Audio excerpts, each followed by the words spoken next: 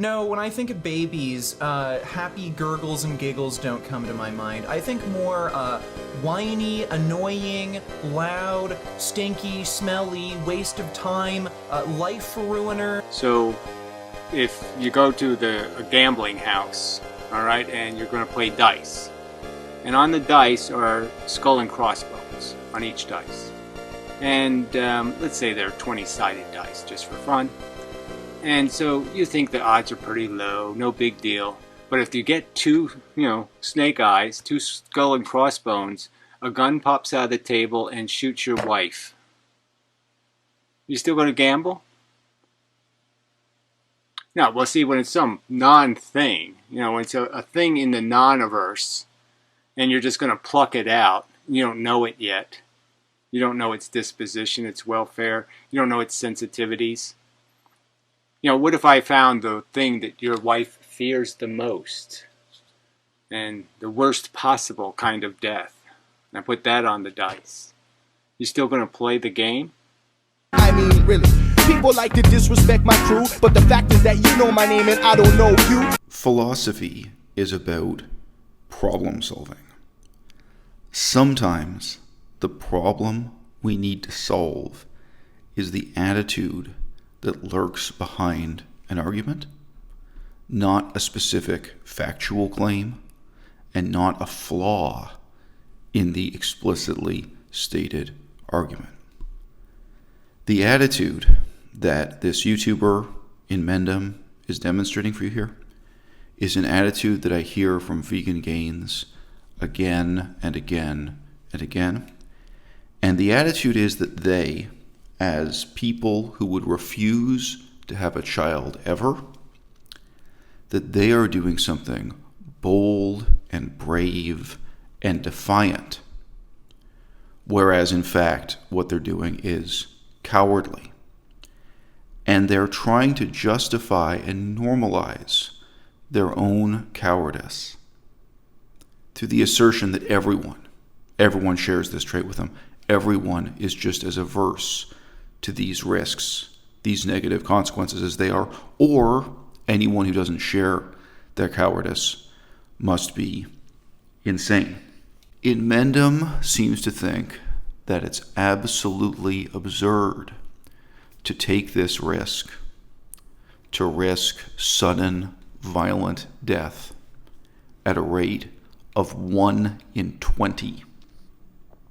He thinks nobody would take that gamble if they knew what they were getting themselves into.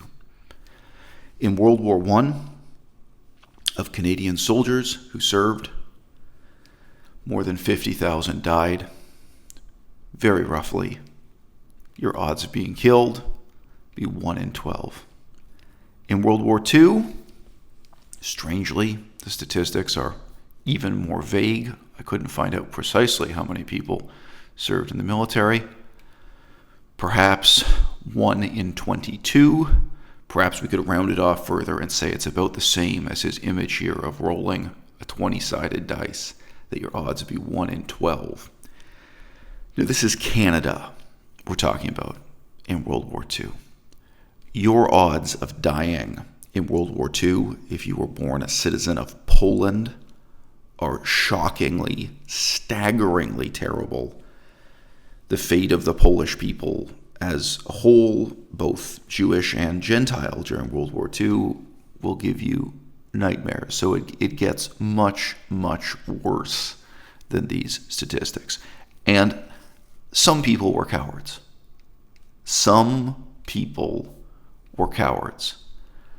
And some people found ways to struggle and fight that were not nearly so easy as joining a conventional army that would at least provide you with meals and a place to sleep. Some people had to fight in much more terrible circumstances. If your position is there is no risk worth taking at a rate of 1 in 20, that you wouldn't roll the 20-sided dice and risk your own life, you are a coward. And I understand that you want to justify that cowardice by generalizing that cowardice, by saying that all of humanity shares this trait with you, but you're wrong. Having a child takes guts. Having a child involves elements of risk. You have to be bold enough to endure unspeakable suffering. Not everyone should join the army. Not everyone should become a combatant. Not everyone should become a parent. Not everyone has what it takes. And I would never attempt to convince Vegan Gaines that he should become a parent. He would doubtless be a terrible parent. He is doubtless correct in his assessment that he should never have children. But isn't it fundamentally humble, humiliating to stop and reflect that this is something I can't do? This is something you personally can't do. This is something you're lacking, but that others should do, must do, that even perhaps is a little bit heroic when others do it. That's something you might be able to admire in others. No, no, no. What people like Inmendham must do is justify their own ego by vilifying more than 90% of the human race, by saying that everyone else is crazy. Everyone else is crazy because they don't share this fundamental cowardice. There's a philosophically significant contrast between this problem I've been describing and what goes on in the minds of newly converted atheists, people who've just made the transition from American Christianity to American atheism in the 21st century. Let me just pause to disclose, I am myself an atheist, and I am not one of these atheists who has the attitude of whatever makes you happy. Like, you do you. I'm not an atheist who's in favor of spiritualism or spirituality or continuing to celebrate Christmas just so that you can sing songs with your extended family. I am much more of an extreme and uncompromising atheist. But nevertheless, I'm not interested in supporting an atheist movement that's built on a lie any more than I'm interested in supporting a religion that's built on a lie. I'm quite willing and eager to examine the defects and disadvantages of atheism and the attitudes atheism brings into our lives in the same way that I'm willing to examine the defects of religion and the attitudes and assumptions religions bring into our lives. All right? And there is a huge phenomenon in the 21st century. Searching now on YouTube, I couldn't find a single video examining it or discussing it. There probably are videos, and they're probably very censored and hard to find within YouTube. Topic for another video. I couldn't find a single video just now talking about the psychological pattern of people converting from Christianity to atheism and then assuming and then imagining that the most heroic thing they can do is live a life of sensual indulgence, live a life devoted to sleeping around or seducing other men's wives or engaging in whatever sexual acts were forbidden before, where suddenly they regard it as courageous, heroic, and manly, shall we say, to do all of the things their grandparents would have forbidden them to do before, precisely because their grandparents forbid them to do it before. They're incapable of recognizing that there is a kind of heroism, there is a kind of virtue, there is a kind of self-discipline in being a good person in the absence of that religious tradition their grandparents have. In the absence of the delusions their grandparents subscribe to, nevertheless, they face the same challenge of what it means to be a good person, especially in relation to controlling one's sexual desires or whatever other miscellaneous desires before they subordinated to these ridiculous religious delusions. Right? In the same way, it seems to be very easy for people to convince themselves that there is something heroic about antinatalism, that there is something heroic about refusing to take on the responsibilities of a parent just because their religious tradition, just because their parents and grandparents conditioned them to believe that having a child, that raising a child, that making those sacrifices, that taking on those responsibilities was something they were obliged to do. Okay? In rejecting religious belief, we reject the obligation as irrational.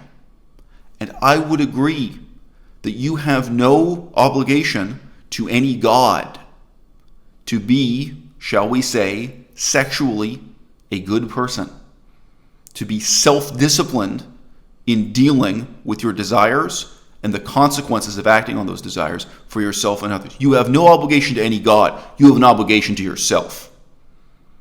You have an obligation to others.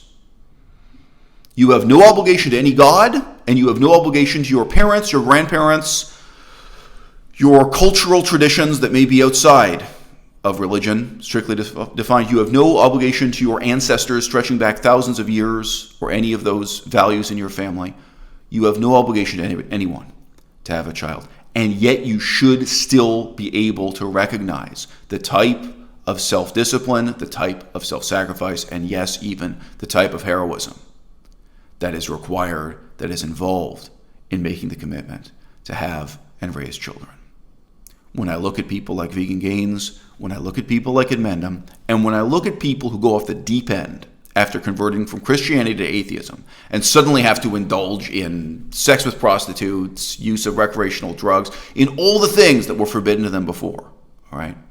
What I see is a kind of cowardice. What I see, of course, is a reckless lack of self-discipline that they are justifying in their own minds as if it were courage, because for them it's an act of rebellion against these absent grandparents, these absent ancestors, yes, even these absent gods.